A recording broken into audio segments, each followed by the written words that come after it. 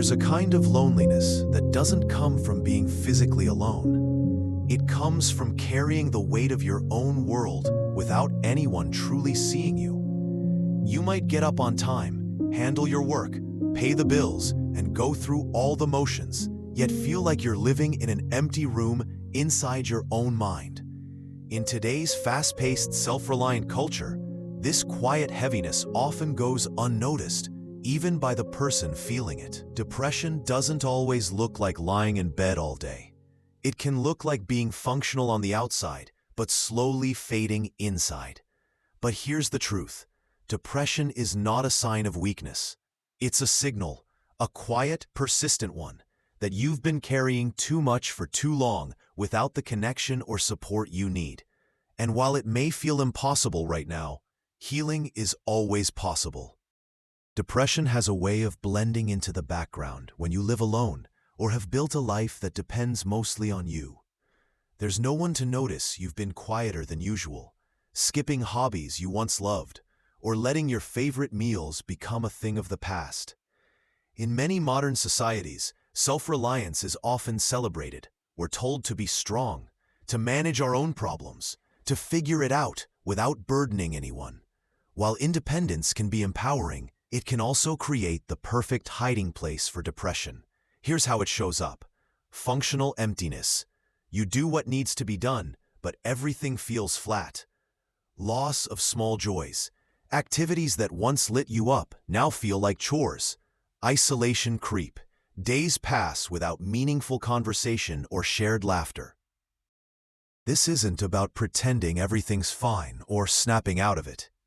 It's about understanding the roots of your pain, creating space for your own needs, and designing a life you can genuinely look forward to waking up to. Recognizing this is the first step toward healing.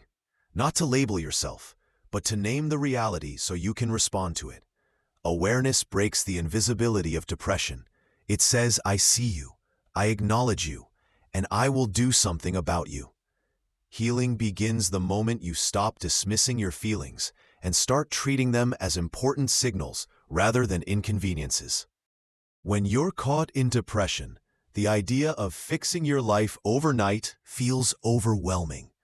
The key is to start small, with gentle reconnections that remind you you're part of the world. The opposite of depression isn't forced happiness, it's connection. And connection can be as simple as making eye contact with your barista, texting a friend, or walking in a park and noticing the sound of birds. These aren't trivial. They are the threads that begin weaving you back into life. Here are a few small reconnection practices. Engage your senses. Play a song that changes your mood. Light a candle or cook something fragrant. Move your body. A 10-minute walk outside can shift your brain chemistry more than you expect. Change your view. Rearrange a corner of your space so it feels fresh and inspiring.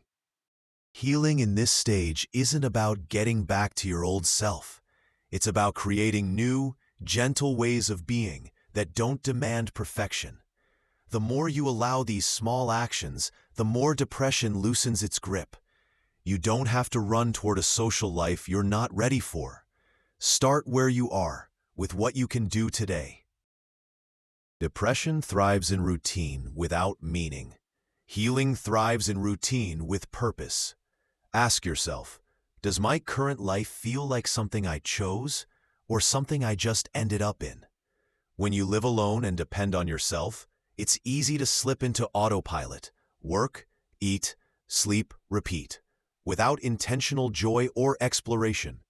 To shift this, build around 3 pillars. Work, not just income, but activities that challenge and fulfill you. Even if you can't change your job right now, you can redesign how you approach it, adding creative breaks, learning new skills, or making your workspace more inspiring. Enjoyment. Schedule daily moments you genuinely look forward to, like reading in a cozy corner, cooking a favorite recipe, or watching the sunset. Exploration. Plan mini adventures. This can be as small as trying a new cafe, or as big as a weekend trip to a nearby town. When you take control of your schedule, You take back ownership of your life. And ownership is one of the most powerful antidotes to depression because it restores your sense of agency, the belief that your life belongs to you again. While lifestyle changes help, depression often has deeper roots, disappointments, losses, or moments in life where you felt unseen or unworthy. Healing means facing those wounds without letting them define you. Some wounds come from major events: the job you lost, the relationship that ended, the dream that didn't work out. Others come from years of quiet neglect, where your needs were overlooked even by yourself. Here's how to work with them. Acknowledge. Name what hurt you. Writing it down in a journal can take it out of the shadows. Reframe. See the past not as a thief, but as a teacher. What strength did you build because of it? Release. Create rituals of closure. Write letters you never send. Revisit meaningful places, or even symbolically pack away memories you no longer want to carry. You can't change the past, but you can change your relationship with it. The more you release what no longer serves you, the more room you create for healing to take root. Healing is not a straight line. There will be days when you feel lighter and days when the heaviness creeps back in. That's normal. The key is to have a personal blueprint, a plan that grounds you when things get shaky. Your blueprint could look like this: morning ritual, a stretch, a moment in sunlight, and setting one intention for the day. Midday reset, a brief walk, a mindful breathing session, or a quick call with a friend. Evening reflection. Write down 3 things you appreciated about your day, no matter how small. And within that structure, give yourself permission to dream. Plan that trip. Start that side project. Make a space in your home that feels like a sanctuary. Depression is not the end of your story. Healing is not a destination. It's a way of living. It's about building a life where your work, enjoyment, and exploration live in harmony, where even on hard days, you have a path back to yourself.